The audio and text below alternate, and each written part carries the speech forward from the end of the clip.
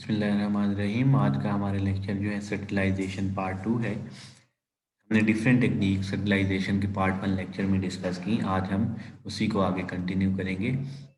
सबसे पहले हम देख लेते हैं कि पास्चराइजेशन टेक्निक क्या होती है। पास्चराइजेशन बेसिकली एक प्रोसेस है जिसमें पैकेज और non package food such as milk, fruit juices, उनको ट्रीट किया जाता है माइल्ड हीट से। ठीक है, और वो हीट कितनी होगी? 100 डिग्री सेंटीग्रेड से भी कम होती है, पैथोजेंस को एलिमिनेट करने के लिए और उस प्रोडक्ट की शेल्फ लाइफ इंक्रीज करने के लिए पास्चराइजेशन के प्रोसेस को यूज़ किया जाता है।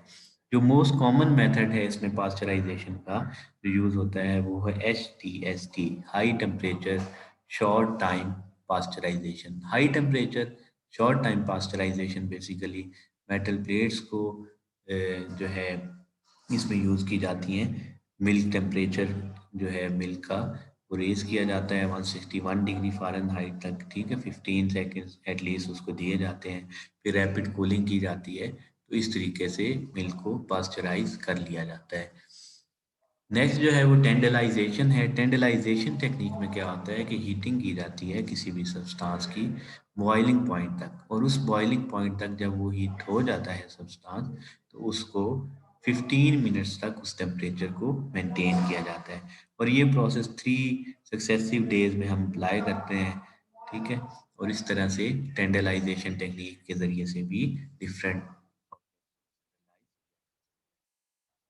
ये जो मेजर चीज़ है वो हमें पता होनी चाहिए कि डिफरेंस क्या है टेंडलाइजेशन में एंड पास्चराइजेशन में, जो कि मूव स्टूडेंट्स को नहीं पता होता। तो टेंडलाइजेशन प्रोसेस का आपको पता हो कि टेंडलाइजेशन सर्टिलाइजेशन मेथड है जिसमें डिफरेंट माइक्रोब्स को किल किया जाता है और उसके स्पोर्स भी उस प्रोसेस में किल हो जाते हैं। जबकि पास्चराइजेशन में माइक्रो ऑर्गेनिजम्स तो किल होते हैं, एलिमिनेट हो जाते हैं, लेकिन जो स्पोर्स होते हैं उनकी किलिंग वहाँ पे नहीं हो सकती। तो ये मेजर डिफरेंस है बिटवीन टेंडलाइजेशन एंड पास्चराइजेशन। नेक्स्ट हम बात करें तो नेक्स्ट जो सर्टिलाइजेशन टेक्निक है उसमें आती है इंसनरेशन। इंसनरेशन बेसिकली एक वेस्ट ट्रीटमेंट प्रोसेस है जिसमें मटेरियल्स को, जो वेस्ट मटेरियल होता है उसको बेसिकली जो है वो डिस्ट्रॉय कर दिया जाता है डीकंटेमिनेट करके। इसमें हाई टेम्परेचर यूज़ किया जाता है, थर्मल ट्रीटमेंट यूज़ किया जाता है। ठीक है, और जो वेस्ट मटेरियल होता है वो इसमें टर्न हो जाता है into ash, flue gas and heat वगैरह में। तो इस तरह से इंसनरेशन के प्रोसेस को भी डिफरेंट चीज़ों की फर्टिलाइजेशन के लिए और वेस्ट प्रोडक्ट को डिस्ट्रॉय करने के लिए हम यूज़ करते हैं। नेक्स्ट है फिनोलिक कंपाउंड्स, जो कि इसके केमिकल फर्टिलाइजेशन पार्ट में आते हैं। फिनोलिक कंपाउंड्स बेसिकली इनकी पेनिट्रेशन पावर जो है वो बहुत अच्छी होती है। ठीक है, इसलिए इन्हें डिफरेंट इक्विपमेंट्स को, ऑर्गेनिक मैटर्स को, मटीरियल्स जो होते हैं उनको डिसइंफेक्टेंट्स के तौर पे इनको यूज़ किया जाता है। 2% सोल्यूशन जो होता है स्पोनेटेड क्रिसोल लाइसोल का, ठीक है, उसको हॉट वाटर में 2% सोल्यूशन बनाया जाता है और उसको यूज़ किया जाता है as a disinfectant against inanimate object. Inanimate जो वो ऑब्जेक्ट जो कि लिविंग ऑब्जेक्ट नहीं होते। ठीक है, वो चीज़ें जो कि लैब्स में यूज़ होती हैं, सर्जिकल प्रोसेस में यूज़ होती हैं। ठीक है, लेकिन प्रैक्टिकल्स में यूज़ होती हैं, उनको फिनोलिक कंपाउंड्स के ज़रिए से सर्टलाइज किया जा सकता है। फिर डिफरेंट फिनोलिक कंपाउंड्स, उनकी डिसइंफेक्शन कैपेबिलिटीज़ जो हैं वो डिफरेंट होती हैं। ठीक है, ब्रॉड एफिकेसी होती है अगेंस्ट बैक्टीरिया के, माइकोबैक्टीरिया के, फंजाई के, और डिफरेंट वायरसेस जो हैं वो भी फिनोल से हम उनकी किलिंग कर सकते हैं। जो यहाँ पे एग्जांपल है, फॉर एग्जांपल इन्वेलप्ड वायरसेस जितने भी हैं सच एज इन्फ्लुएंजा, तो उसको भी हम कंपाउंड्स। नेक्स्ट बात करते हैं अल्कोहल्स की।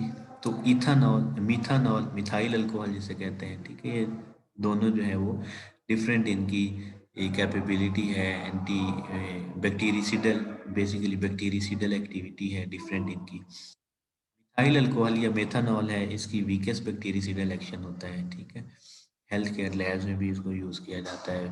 बैक्टीरिसिडल एक्टिविटी जो है, डिफरेंट कंसंट्रेशन जो इथाइल अल्कोहल होती हैं उनकी डिफरेंट होती है। ठीक है, फॉर एग्जांपल 10% अगर इथाइल अल्कोहल आप यूज़ कर रहे हैं तो उसकी बैक्टीरिसिडल एक्टिविटी डिफरेंट होगी। 50% अगर आप यूज़ कर रहे हैं तो उसकी बैक्टीरियसिडल एक्टिविटी डिफरेंट होगी। बैक्टीरियसिडल एक्टिविटी क्या होती है? बेसिकली बैक्टीरियसिडल एक्टिविटी वो एक्टिविटी जिसमें बैक्टीरिया को किल किया जाता है, ठीक है। इसी तरह वो कह रहे हैं कि इसका टाइम रेंज भी डिफरेंट होती है, यानी कुछ इथाइल अल्कोहल की कंसंट्रेशन 10 सेकेंड्स में इफेक्टिव होती हैं, कुछ के लिए हमें 1 आवर तक रखना होता है ऑब्जेक्ट्स को, उससे वो सेटलाइज हो जाती हैं। फॉर एग्जांपल सूडोमोनास आरिजिनोसा है, अगर इसको 10 सेकेंड्स तक इथेनॉल की 30 to 100% volume by volume strength में हम रखते हैं तो वो क्या होगा, उसकी किलिंग हो जाएगी। एंड सेरेशिया मेर्सेंस है, इकोलाई है, साल्मोनेला टाइफूस है, तो ये किस तरह किल होंगे, ये भी 10 सेकेंड्स तक। अगर आप इसकी कंसंट्रेशन थोड़ी बढ़ा दें, 40 to 100 कर दें, तो इन डिफरेंट कंसंट्रेशन में ये डिफरेंट बैक्टीरिया जो है ये किल हो सकते हैं। तो ये डिफरेंट रेंजेस हैं, परसेंटेज हैं डिफरेंट अल्कोहल्स की, जिसके हेल्प से हम डिफरेंट बैक्टीरिया को किल कर सकते हैं। ग्राम पॉजिटिव बैक्टीरिया की अगर बात करें तो ग्राम पॉजिटिव बैक्टीरिया में ऑरियस, स्ट्रेप्टोकोकस, पायोजेनिस, ये दोनों स्लाइटली रेजिस्टेंट होते हैं, ज़्यादा रेजिस्टेंट होते हैं, ठीक है। लेकिन इनको अगर हम कंसंट्रेशन बढ़ा दें इथाइल अल्कोहल की 60 to 95% कंसंट्रेशन कर दें, तो उसमें 10 सेकेंड्स तक इसको हम रखें तो वो ऑब्जेक्ट जो है वो सेटलाइज हो जाएगा और ये बैक्टीरिया किल हो जाएंगे। इसी तरह आइसोप्रोपाइल अल्कोहल है, ठीक है, ये ज़्यादा बैक्टीरियल एक्टिविटी इसकी है, तो ये इकोलाई और स्टेफारियस के अगेंस्ट इथाइल अल्कोहल से बेस्ट वर्क करेगा आइसोप्रोपाइल अल्कोहल। तो ये आज का सारा लेक्चर था, इसमें हमने स्टरलाइजेशन की रिमेनिंग टेक्निक्स, इसमें pasteurisation, tyndallisation, incineration and different chemical methods जो होते हैं, केमिकल्स होते हैं जिनको स्टरलाइजेशन के लिए यूज़ कर सकते हैं, उनको हमने डिस्कस किया।